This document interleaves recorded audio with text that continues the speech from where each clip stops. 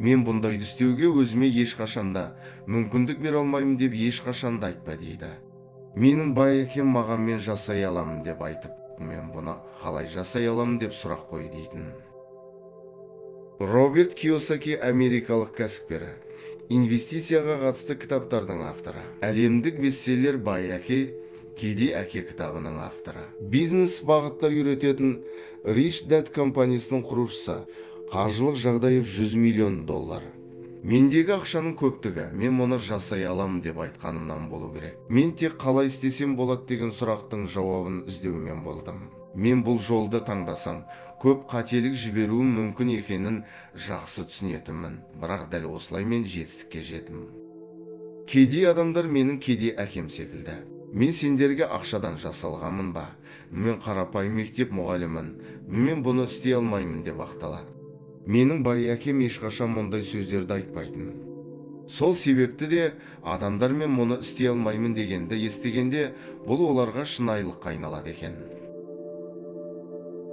Ақша бұл сіздердің ойларыңыз, бұл үлкен күшке ие. Әрқашанда өз ойларыңызды басқара біліңіздер, себебі осы арқылы сіздер жетістікке жететін боласыздар. Көптеген адамдар лотерея ұтса ғана өмірі өзгеруі мүмкін деп ойлайды. Сіз мол ақша ұтқаныңызбен сіздің ойлауыңыз сол қалпы қалады. Біраз уақыттан кейін бәрібір де кедей боласыз. Менің бай әкем ақша бұл алып құрал. Егер оны дұрыс басқара алсаң, ол сені байтады. Егер ақшаны жаман ниетке пайдалансаңыз, онда сізді кедей етеді дейтін. Сіз залға бара салып бірден Арнольд Шварценеггер бола алмайсыз. Сізге ол үшін бірнеше жыл спорт залға барып, тынбай еңбек ету керексіз. Ақшамен де дәл осылай. Адамдар бай қуатты болу үшін үзбей еңбек етіп талпынуы керек.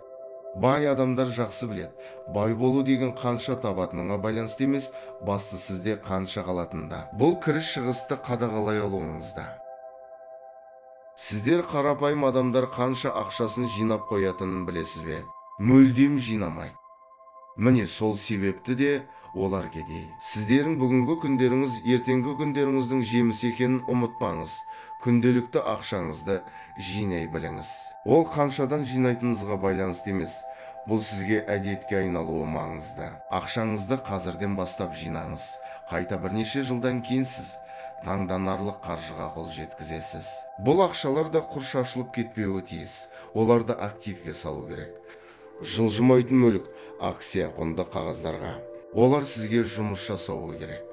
Менің кедей әкем барлық кедейлердей.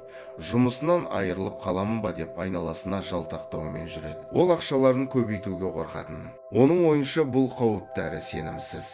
Бұл жұмыссыз қалудан қарағанда сенімді, жетістікке жетуден қашқақтайтын адамдардан сәттілікте қашқақтайды екен. Менің бай әкем, қорқыныш бұл жеңілістің бастамасы. Сол себепті қателесуден қорықпау керек дейді. Біздің әрқайсымыз бақытты болуға лайықты емеспіз бе? Бірақ өмірін өзгертпеу әркімнің өз қолында.